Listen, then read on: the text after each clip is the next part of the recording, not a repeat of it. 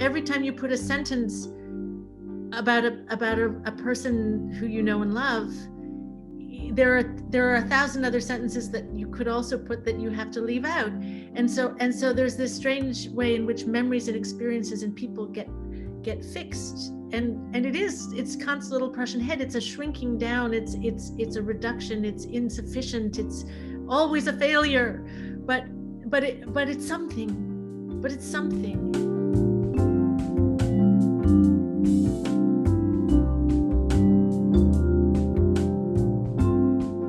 Everyone, welcome, good evening, and thanks for joining this event in the series American Stories, Inspiration Today.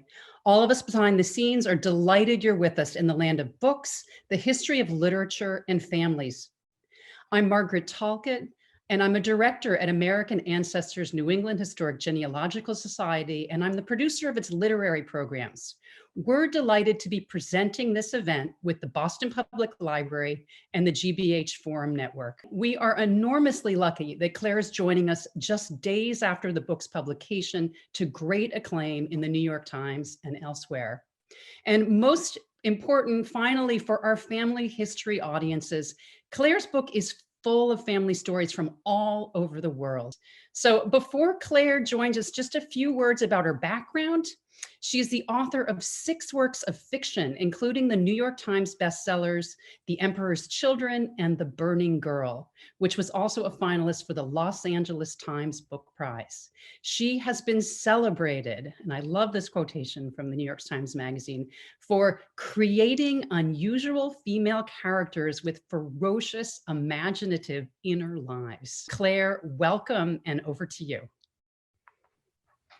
Thank you so much, Margaret, and a big thanks to Dani, also with whom I'll be speaking in a few minutes. It's a real honor and a thrill to be here, and what a wonderful series. I'm just honored to be part of it. Thank you. Yes, so I have written this book with the title that is difficult to pronounce because the philosopher's name, Kant's little Prussian head, is a little close to words we don't say in polite company. But the reason it's called that, it's a quotation from the Austrian writer Thomas Bernhardt, who writes about how everything in life gets sort of squeezed down to just a tiny fragment of itself. And he refers to all of Kant's writings as being squeezed down to his little East Prussian head. And there's some way in which that's my life experience in a happy and joyful way. It is like standing outside in the rain, trying to catch all the rain with your hands, to try to tell stories. And when we read stories, we know they're partial, but I marvel that we have language, and I marvel that we have books, and I marvel that we can talk to each other across centuries and cultures and countries. And so the book is an autobiography.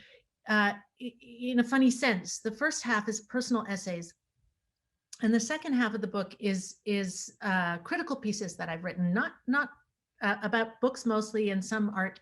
Not all the critical pieces I've written, that would be a bore for everybody, but the ones that mean a lot to me. And I'm somebody who believes that our literary experiences are as important to us as our life experiences, and that they shape us, that the characters that we meet and the experiences we have in books shape us, if not as much, almost as much as the things that we experience in our lives.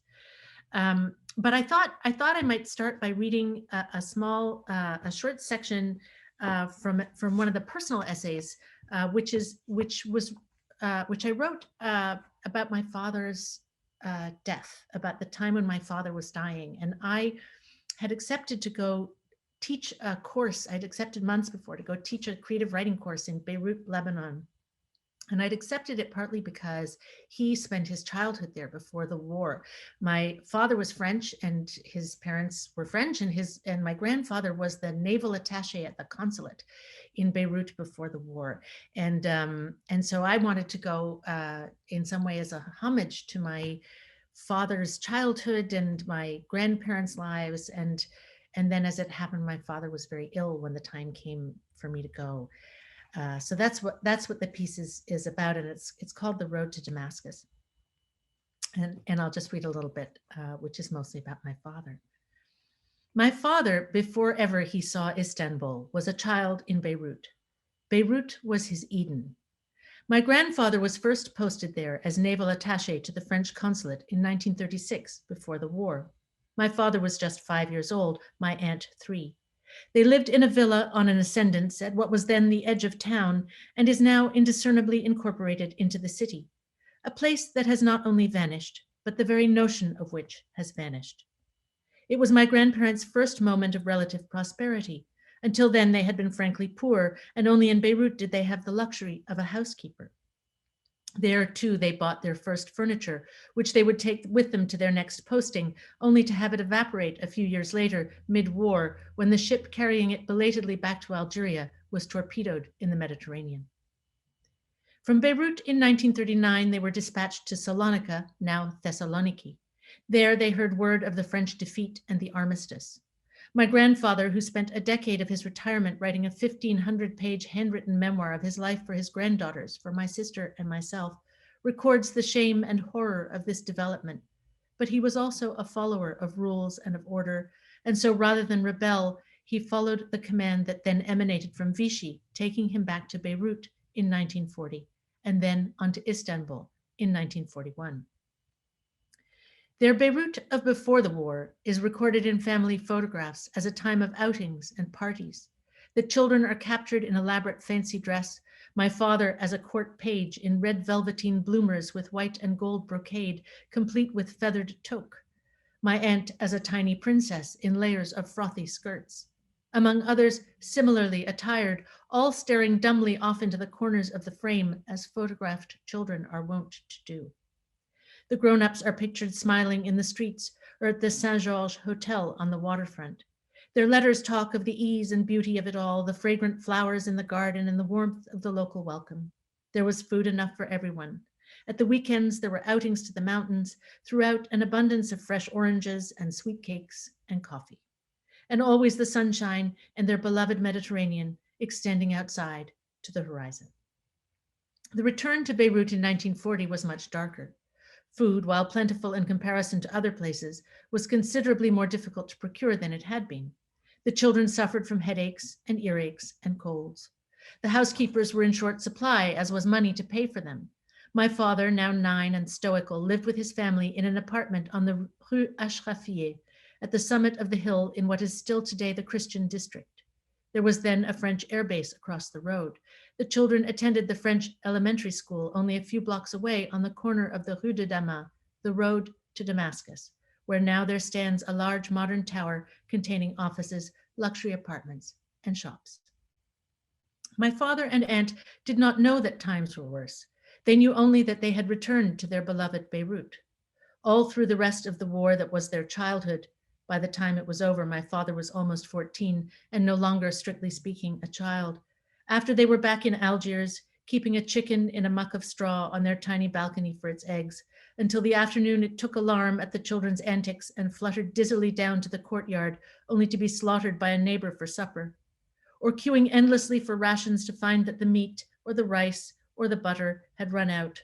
Or hiding in the air raid shelters overnight, in the unsettled stretch when school was canceled for weeks, and my grandmother, in hope of salvaging the year, dragged my father around to tutor after tutor, including, for Latin, an aged monk in grimy attire crammed with his parents into a small and filthy flat on the outskirts of town with an entire flock of pigeons in cages on the porch.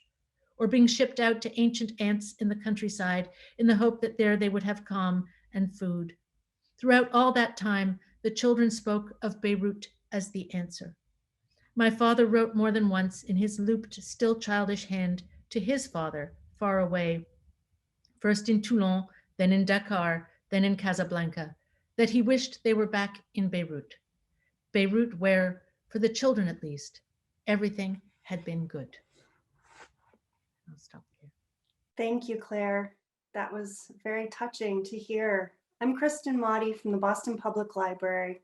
Signed copies of Claire Messud's new book are available from our partner bookseller for this talk, Porter Square Books, and the information has been put in the chat. Before we move forward, I'd like to introduce our moderator for this evening, Dani Shapiro. Dani Shapiro is the author of 5 novels and 5 memoirs, including the New York Times instant bestseller, Inheritance, a memoir of genealogy, paternity, and love. She teaches writing and is the creator and host of Family Secrets podcast in collaboration with iHeartMedia. Welcome, Dani. Thank you so much, Kristin. And Claire, it's such a pleasure to be with you and share this time in this format. And I too was moved listening to you read from that essay, which is one of my favorites in the book. And what struck me is the way that so much of that essay is about the kind of conversation I think that we have in memoir or essay, where there's this kind of this journey that has to do with, as your father is disappearing, finding him again anew, finding him as this boy, this disappearing boy in this disappearing city, and that happening against, as you said, the backdrop of his not having much longer to live. I guess I wanted to begin by asking you, I'm such a lover of your novels, of your fiction, and I was very excited to learn that you were going to be bringing out this work of nonfiction, this autobiography and essays. What was the impetus for it now? And I guess a second question that I have is how the creative experience has been materially different, as I imagine it has been, from writing your fiction. I feel I should, Dani, thank you. I feel I should have a ready answer of why now. But I think it's actually the accumulation of years in a way, both in the literal sense that there are pieces in this collection, some of which are well, one of which I think is almost 20 years old. Most are much more recent. So there's that fact that there just came to be a sort of critical mass of writings, but I also think that for me at least, there, the last decade was one of loss, and 10 years ago, my father died 10 years ago this year, and my mother 8 years ago. My father's sister, who was the only other person in that generation, also 8 years ago, leaving my sister and me the only people who remember the times before.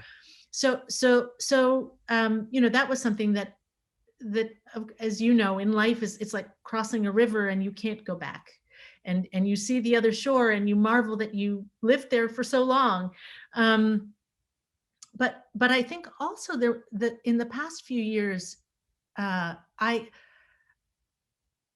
have to say, in the past 4 years, of this particular political time, I have felt, I think I felt as though other things, as though other things were just crumbling underneath me. So my grandfather, I mentioned in the piece that I read that my grandfather spent his retirement writing this long memoir that was just for my sister and for me, and it's an amazing thing to me. I mean, not to you necessarily, but to me. But he called it Everything That We Believed In, and I think I just have become aware that for my children are almost adults. I mean, this adult, my daughter's 19. She would say not almost, she would say an adult. But I think this sense that not just sort of restaurants and parks that you thought would always be there, but also a whole way of understanding the world that I grew up with and I believed was, if not, I didn't realize how temporally fixed and temporary it was. And I didn't realize how quickly we might stray so far from that vision of the world, which was very important in my upbringing, which was a sort of about a world moving towards more openness and tolerance and cosmopolitanism and the breakdown of nationalisms and other sorts of boundaries and I thought that was a sort of inexorable, ineluctable progression, and it turns out I was totally wrong. So I think that's part of the why now too.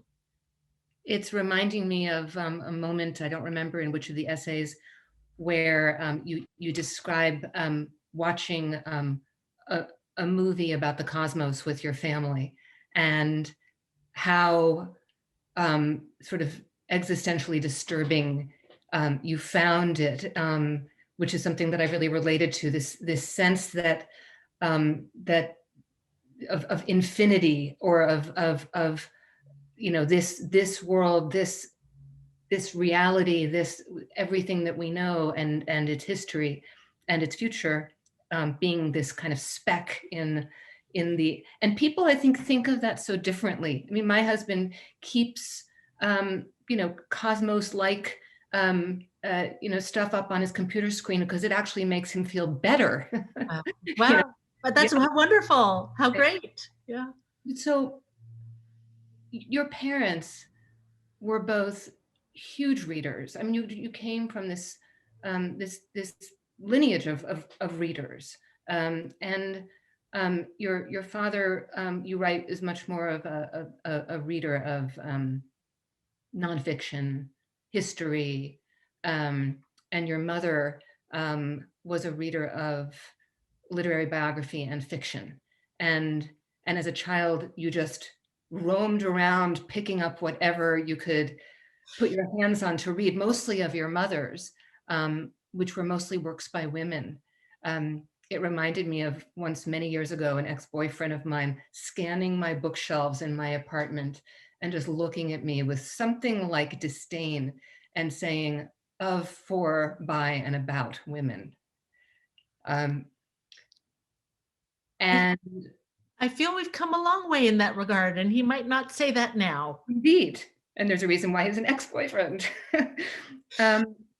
So you spoke a little bit in your opening remarks about the decision to divide the book almost evenly between personal essay and criticism.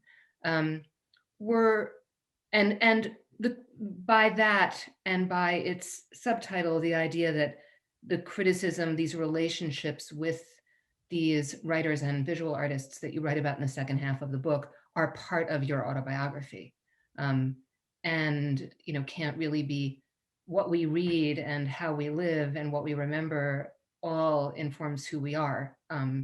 Seems to be a big part of what you're saying. And I'm wondering whether the personal essays were those, a lot of the criticism was collected, but the personal essays feel like they speak to each other in a way that makes them feel like they were written much closer together in time. Is that? Yeah, no, I actually don't know that.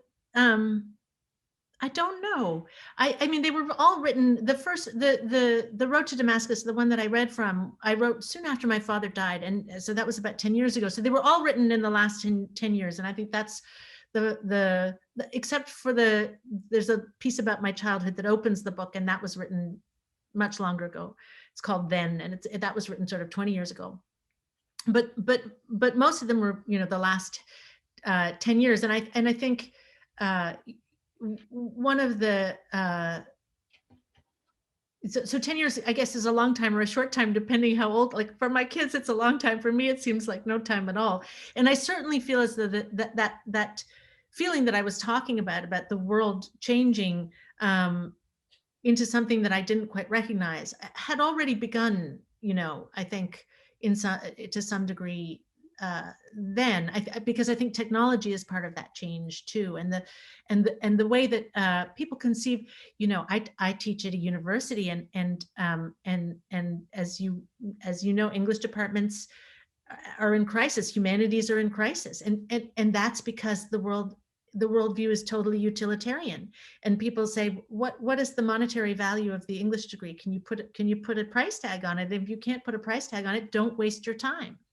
You know, and I think that's a worldview that is very different from the time when we were growing up, when there was this understanding that you would be sort of more broadly prepared for life, and that you could work as a bank teller, or you could be a bank president, but the fact that you had a sort of interest in literature and a store of reading would enrich your life no matter where you were or what you were doing. And I feel like that's a big change culturally that we have seen.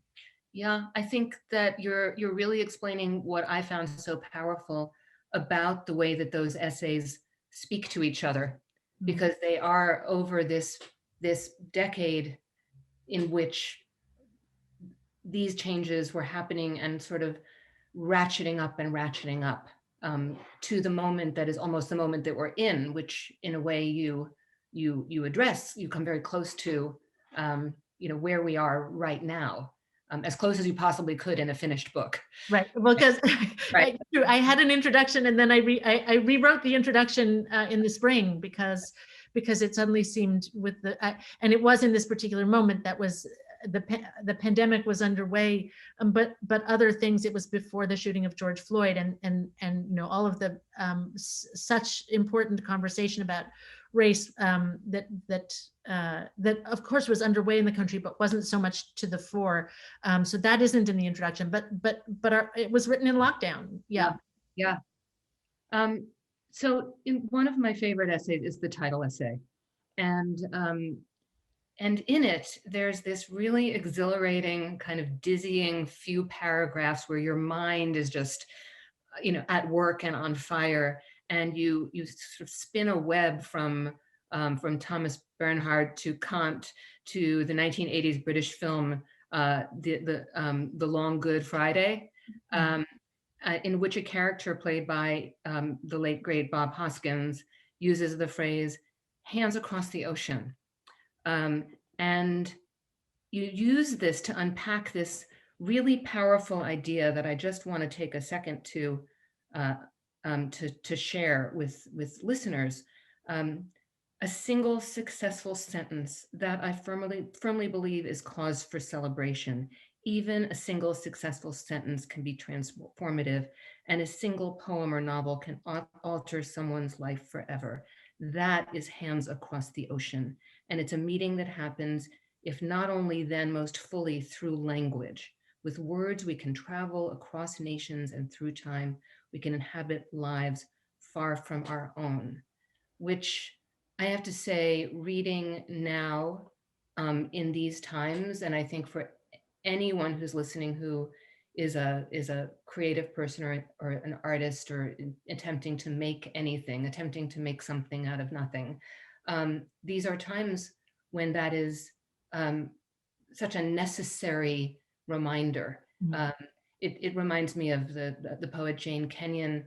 She talked about the act of writing a poem as reaching a hand out and saying, "Me too, I've been there too." And I just wonder if you could speak a little bit to that. I mean, essentially, I experience that as kind of a rallying cry for what it is to read, which many people are finding very difficult to do right now, to sink really deeply into worlds of novels, and our attention spans are kind of shot. And I just wonder if you could talk a little bit about that. Yes, I mean, I feel it so passionately, and I can cite so many examples. But one of the things in the introduction, when I also refer in the introduction to my grandfather writing this memoir, and then the sort of opposite vision, which was my dad, who didn't write, but who read voraciously and all his life. And I say in the introduction, when I picture him in age, it's sort of sitting in his study with the leather chair with a scotch beside him and a book open. And I think, I think of my father as someone profoundly lonely. He was a child who, he was French, but he wasn't French. He was Pied Noir. He was a colonial. He lost his any. I mean, he didn't grow up in Algeria. Even he didn't get there until he was quite a big child. He lost his homeland, such as it was. He never felt he belonged in France. He traveled the world, and you know, my parents were married for 50 years, but as I think probably comes across in the book, they had very different sensibilities, and they were rather the odd couple. They were, you know, it was a sort of strange. So I think he was terribly lonely, and I think for that person, books were a solace, and it's not right to say an escape. They were a nourishment. They were company. They were, you know, and I realized in midlife that even before the lockdown, but actually the lockdown, it was sort of great for having reading time.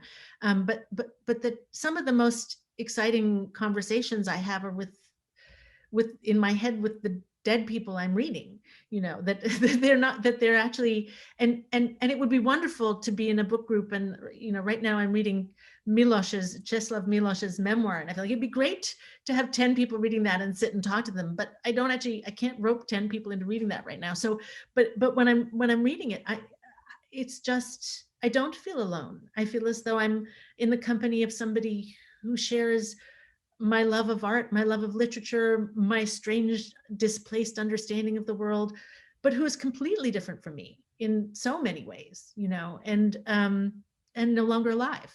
So, but I do just want to get, because this is my sort of cranky, slightly crazy, but I'm going to get it in here. I feel like, of course we can't read, because we have been manipulated into frying our attention spans by a totally cynical, money-making Silicon Valley crew, you know, who have got us addicted to the devices. And it is an extraordinary thing, in the same way as quitting smoking is an extraordinary thing. And, you know, you quit smoking, you think, I don't actually need to go buy cigarettes. I don't actually have to go outside in the cold. I don't actually smell of cigarettes, right? It's great, right? By the same token, to sort of wean ourselves a little bit of the devices is equally satisfying. And to find that you can, again, throw yourself into a book for 2 hours, or if you have them, you know. Yes, right? absolutely. I'm cranky right there with you. There's another really beautiful moment where you write about your mother in old age, when she had begun to lose her memory and lucidity, and she's sort of staring off into the distance at one point, and you ask her what she's thinking, and she says, "Shards of memory and new worlds discovered."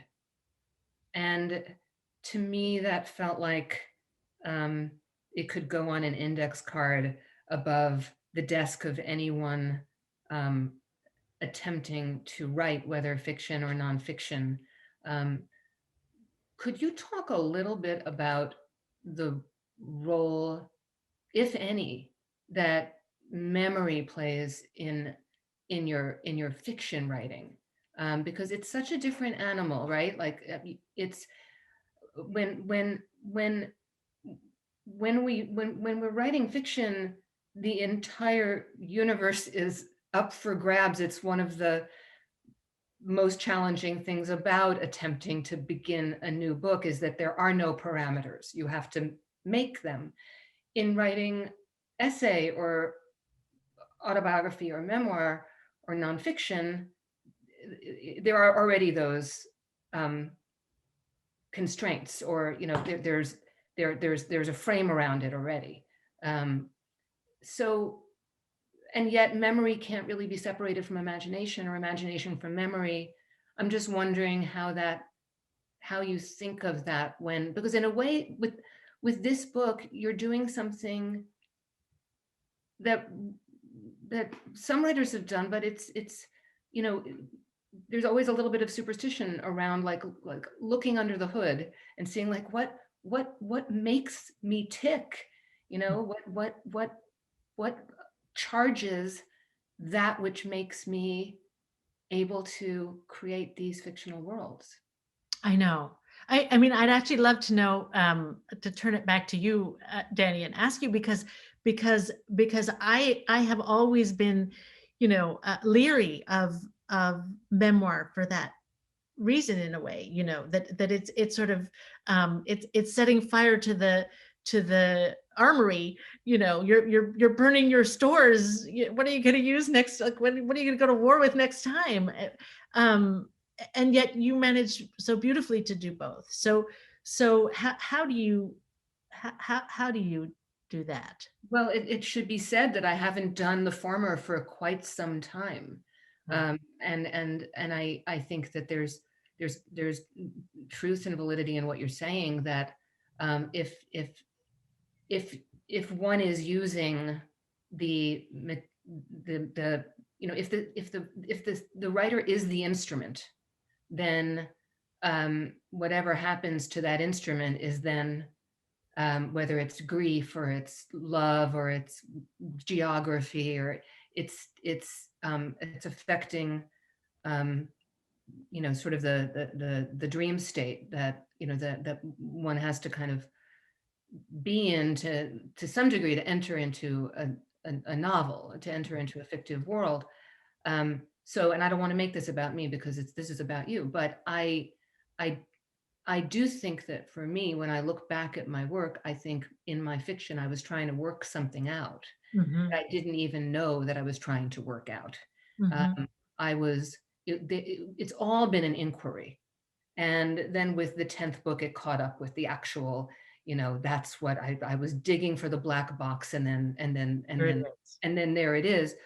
But I think once there's that moment, and actually it's really reminding me of something I wanted to get to, which is that in the second half of the book, where you write these really amazing critical essays that make me either want to read or reread every one of the writers, and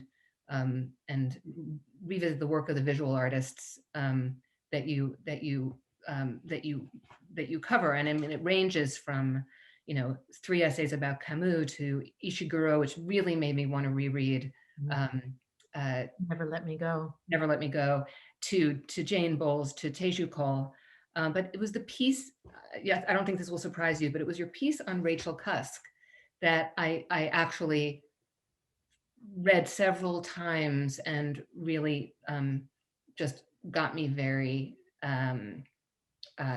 excited in my thinking. In the essay about Rachel Cusk's work, there's this moment where you write, Cusk in an interview in The Guardian speaks of frustration with the novel form and of a concomitant sense that her autobiographical forays were finished, even though, quote, "I'm certain autobiography is increasingly the only form in all the arts. Description, character, these are dead or dying in reality as well as in art." Which of course then she finds a whole new form to find a way into what she feels is constricting for her, or sort of dead to her as a form, to find a new way. And I think that for me was what was so exciting about that essay of yours about Cusk, because that's, I think, what has to happen to every artist when we come up against what feels like a wall, our own limitation. Or you write, you reminded me of what a mentor of mine in graduate school once said. His name is Jerome Badanis, a great novelist who died too young. He said, every novel is a failure. And I remember hearing that as a graduate student and being horrified, but I actually find it very comforting, as I get older, that it's not some sort of, I mean, I think a perfect novel would be a failure. Totally. Right. And I feel it is, it is this endlessly evolving experiment that, and the novel is, I mean, all forms have their elasticity, but the novel is this extraordinarily elastic form, which is, you can redefine each time you write one. And I think, but yes, there are these there are these conventions and these sort of norms and so on of storytelling, and you know, when you teach creative writing, you're often repeating some of the truisms, you know, show don't tell and so on and so on. But then you read, you know, in a way you could say that Cusk is all tell, you know, and very little show. I mean, that isn't actually true, but it's a different kind of narrative than traditional realism, you know, the recent books. That there's something new. I mean, she's, I think, much inspired by Sebald, who sort of perhaps created, you know, a version of that form that has then had different iterations or evolutions since his untimely death. But yes, exactly. And that's what I find really exciting now as a reader. Is entering into those kinds of, I mean, I'm reading Ayad Akhtar's Homeland Elegies right now, and I'm challenged by it. Why is it a novel? Right. Why is it a novel? But it is a novel. And anyway, so has writing this book in a way, if every book is an attempt to kind of hold the world still within the covers of a book, whether be it fiction or essays, writing about family, which you do so beautifully, and you do so beautifully as a novelist, and you do so beautifully in these pages.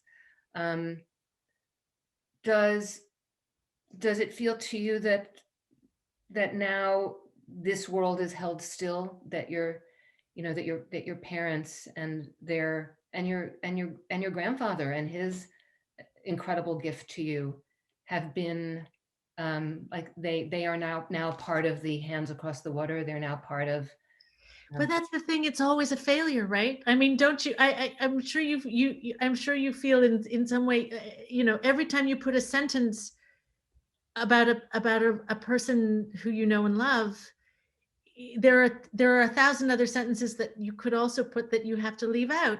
And so there's this strange way in which memories and experiences and people get fixed. And it's Kant's little Prussian head. It's a shrinking down. It's a reduction. It's insufficient. It's always a failure. But it's something. But it's something. And you know, I really think the something has to be celebrated, because you know, people do live on, and relationships and experiences do live on, and it may not be perfectly, but it's still doing better than I think cryogenics are doing so far.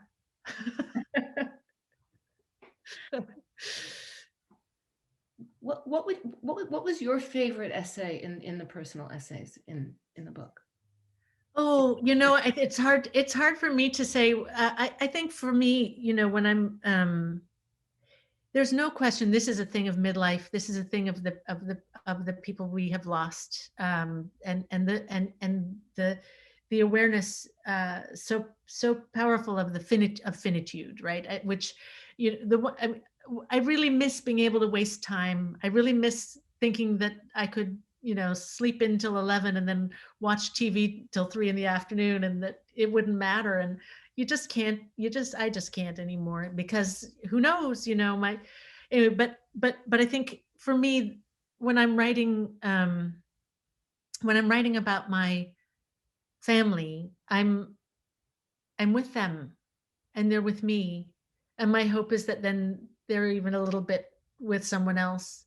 You know, somebody said to me, oh, did you, because it's just 2 years ago that I read my grandfather's memoir in its entirety, because it's really long. I had a leave of absence from teaching, and I read the whole thing, and I took notes, and my husband James said, why are you taking so many notes? And I said, because I'm not going to read it again.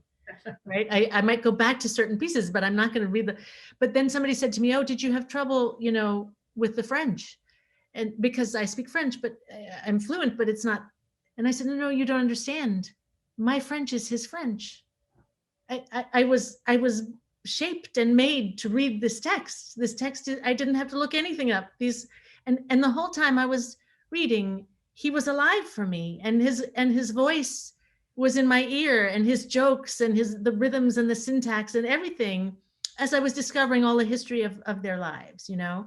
And so, and I think to myself, he spent probably 4 hours a day for 5 years, maybe 5 hours a day for maybe it was 7 years.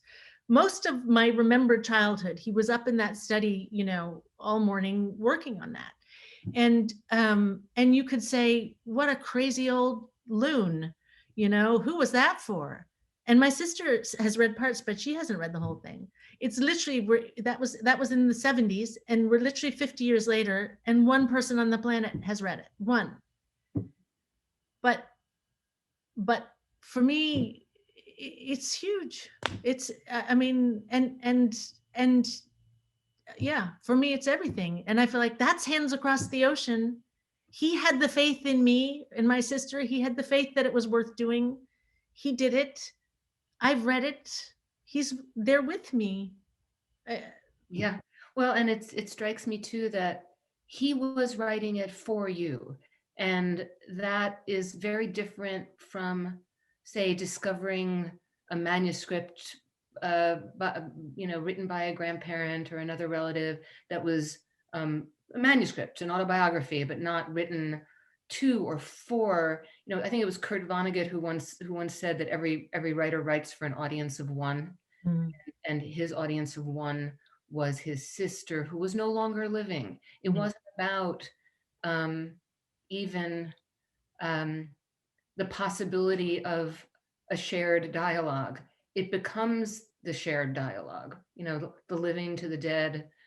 And I mean, that's just such a beautiful iteration of that. And it also calls to mind what you were saying before about reading and what that is, what that dialogue, that you're having right now with Milos is, or, when I, pick up, as I very often do, any Virginia Woolf, any, like my office is just, she's everywhere. And we were never even on Earth at the same time, but she's my mentor.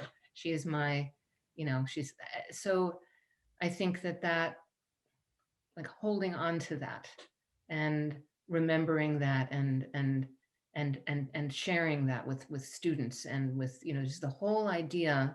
We're going to open it up to questions in a second, but I just want to go back to, what you were saying before about the devices and the immediacy and the sense that everything is just fast and everything is, it's happening right now. Like when you were talking about the, writing the introduction to the book at the beginning of the pandemic, and a lot of the things that have happened in the last 7 months hadn't happened yet. But in book form, it's lightning fast. But in a world where people can, post every nanosecond, it's slow. Right. And we've way lost, out of date. Yeah. I think the more that we can regain our taste and cadence of slowness, that kind of slowness, the better off we're going to be. But I am going to turn it to questions because we have some questions for you. Which came first, your passion for history and family, or your passion for writing and publishing? What led you to that initial awakening? So I think, in other words, really, what made you? Where did things begin? Yeah, where did things begin? What formed you as a writer? Yeah, I think, it is one of those sort of annoying, but I remember, when I came to understand that the stories that I got read at night, and in the day sometimes, but that they weren't like stones and trees, that they hadn't always been there, but that people had made them up. That's what I wanted to do. I mean, I always wanted to do that. It seemed so exciting and magical. And I, my parents gave me a little kitty typewriter for my 6th birthday. And I grew up thinking like, oh, like Athena, I sort of sprang fully formed. I wanted to be a writer from childhood. And then I grew up, and only really as an adult did I realize, my grandfather, who in addition to the 1,500-page memoir, had written 2 novels that he never published. So my father's father was a writer, and my mother, who wrote incredibly long, wonderful letters all the time to us and to all her friends, and she was a writer. She wasn't a writer. Bernhard says of, I think I say it of my dad, that like Wittgenstein's nephew, he was a philosopher only in his head. Wittgenstein wrote it down and his nephew didn't write it down, but my mother was, my relatives weren't published writers, but they were, but they were writers. And so I think that it's impossible to separate,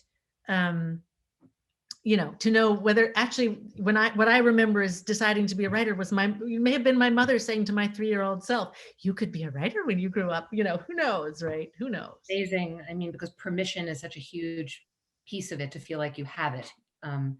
I think, so that leads to another question that has to do with writing, which is, what advice do you have for someone in his or her mid-50s finally beginning to pursue writing?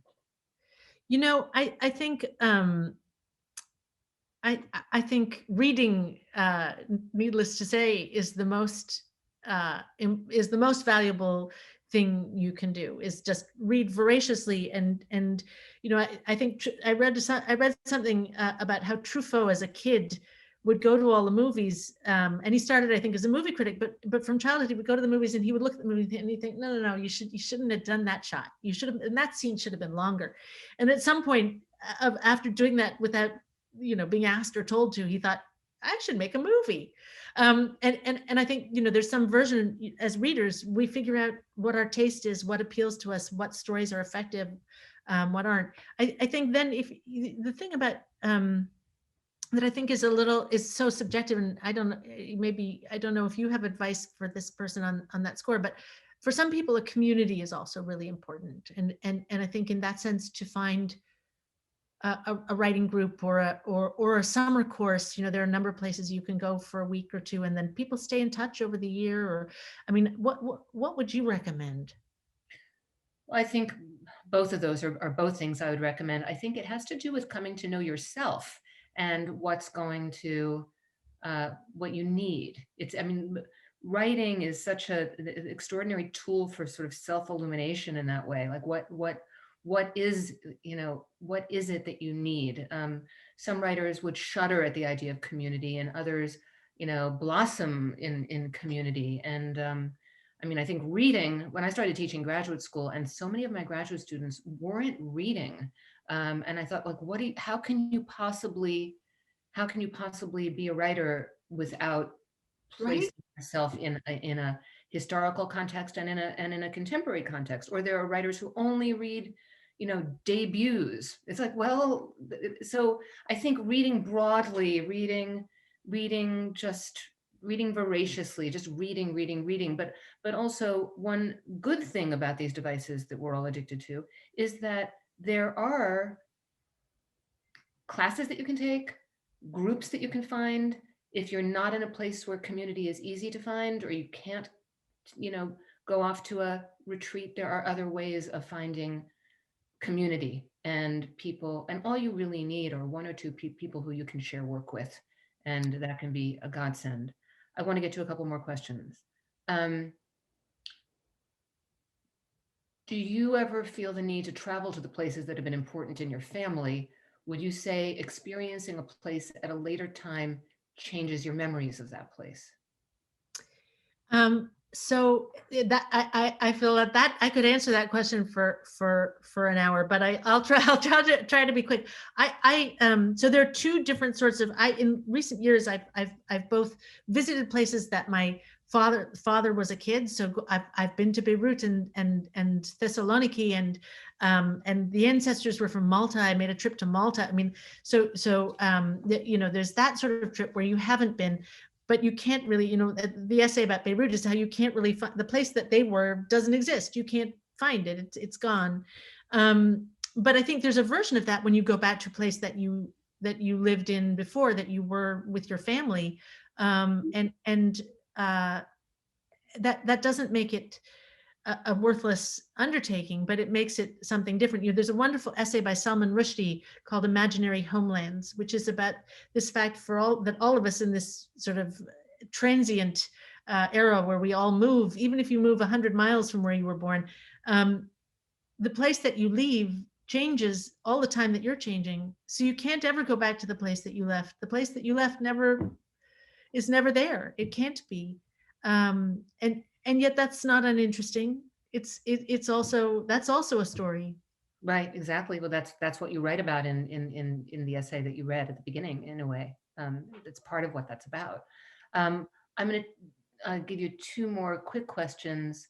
One is, have you considered publishing your grandfather's manuscript?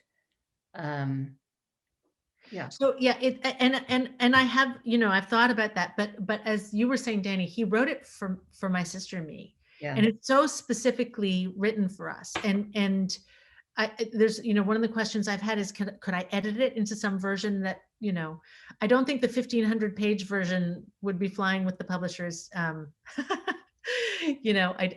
don't think it would be flying. So, yeah, so I think for now, no, but I am actually working on, is it fiction? I'm working on something that is related to it, and who knows.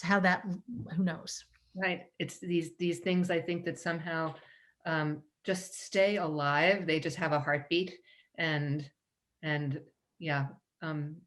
Interesting though that he, that wasn't the intent. That wasn't the intent. It'll be interesting to see what comes of that. Do you experience self-doubt as a writer? And if so, how do you overcome it? I experience self-doubt about just about everything, almost every day. Writing for sure, but everything else too. I think in terms of writing, one of the things that has really, when you're young and people say, you'll find your voice. And when you find your voice and you think, what the heck does that mean, find your voice? But it is, what you were saying, it's about knowing yourself, and that's a hard thing. So, but I have realized, this will seem a digression. One of the things that I actually love getting dressed in lockdown in a way that I never did, not because I just wear my pajamas, but because I can wear what I like. I don't have to worry about what people will think of it, whether it will project a professional image, or, whether outfits will match or whatever. Like, I don't have to think about it. So I actually like choosing a shirt to wear, and, and I have actually been wearing, my daughter gave me, I turned into my mother, my daughter gave me socks with books on them, and I have worn them in the pandemic. Yeah. So, and in the same way, I feel about writing, that I've come in midlife to realize that there's this world outside, and then there's this thing here, and that the world outside will be as it will be, and they will have the feelings that they have, and they may hate what I write or think it's pointless or stupid or whatever, but if it's important to me, and if I'm doing the best version, or the best that I can, then what a gift it is just to have that passion, and to be able to give it attention when one can. Yeah.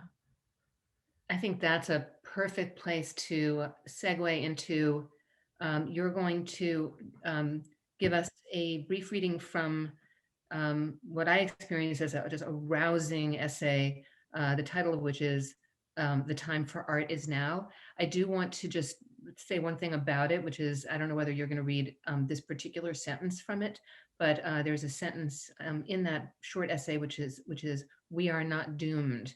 And there was such an echo for me of, and I don't know whether you intended it, or whether Faulkner's Nobel acceptance speech from 1950, which is just this, you all have to read it, but it's this rallying cry during a very, very difficult, fraught, trembling time in the world. And it actually it uses similar language. I think it's not until the last ding dong of doom. I'm kind of paraphrasing it now, but it's like a very it has a similar kind of rousing quality, which is how I experienced The Time for Art Is Now. So in advance, I want to say thank you so much for having this conversation with me. And I loved it. And let's hear from you, and then we'll turn it back over to Margaret. Okay, thank you, Dani, so much. This has been such a gift. And here, so this is from a little short essay called "The Time for Art Is Now." But where might we find joy? Joy lies in immaterial superfluity. I find it in the long hours spent reading a book. I make this suggestion advisedly. To watch a film or a video is not the same satisfaction. When reading a book, you create for yourself from marks upon a page an entire vivid interior world. You are spurred, of course, by the author, but the text is, in its particulars, uniquely and fully your own. Or you might find it in communing with a painting, sculpture, or installation until you feel you're part of it, or it is part of you. Or in lying in a summer field, looking up at the dusk sky unfolding from palest pink to indigo, the awakening of the stars. Or in what Christopher Hitchens used to call the ruined table, the afternoon or evening lost in eager conversation long after the meal is finished, best enjoyed surrounded by empty bottles, dirty plates, and crumbs. Or in an afternoon ramble without direction or a timepiece, or in an evening spent listening to music, anywhere. There's no clear point to any of these things. They don't make money or burn calories or help you network or make you famous. They make you human. No robot will ever replicate the twinge behind my sternum or the filling of my throat when I hear particular phrases of Chopin or the Beatles, nor the lifting of my heart at a line from Keats or Elizabeth Bishop, nor the delicious emotional recognition of a scene in Proust or a Frederick Wiseman film. The moments that matter most often occur in our minds or imaginations. They may remain unarticulated, never breaking the surface of our lives, and yet they prove communicable nonetheless. That's what art can do. It's why art matters. We must struggle to change our institutions, but our resistance to the depravity and depletion of these times must go beyond that. It must also occur in our souls. We are animals, and we must not forget that we live in our bodies. But we are animals blessed with memory and language. Each of us can create unprecedented beauty. We can transmit, even if imperfectly, the contents of our imaginations. We can learn from what has come before and from what surrounds us. We are not doomed. As Shakespeare has it in King Lear, the worst is not so long as we can say, this is the worst. There is glory in each day for each of us. It is waiting to be illuminated and observed. Auden wrote that poetry makes nothing happen, but in our hearts and in our lives, we know that is not true. Art has the power to alter our interior selves, and in so doing to inspire, exhilarate, provoke, connect, and rouse us. As we are changed, our souls are awakened to possibility. Immeasurable, yes, and potentially infinite. If ever there was a time for art, it's now. Thank you so much, Claire. Thank you, Dani. That was a fabulous conversation. On behalf of the Boston Public Library, I'd also like to welcome Margaret back to the screen. Thank you, Margaret, for another wonderful evening. Kristin, thank you so much. And to our guests, remarkable. That was such a thought-provoking tour of who we are, where we are, why we look at art, why we write, and for all of us, why we read, which is really something all of us can do in this listening audience. We can't all write the way you two do. It's so beautiful what you do, but we can read, and we encourage everybody out there to keep reading, particularly now. We hope all of you will join us again virtually for these discussions. For now, we wish you a safe and an inspirational evening, and we thank you all. Have a good night.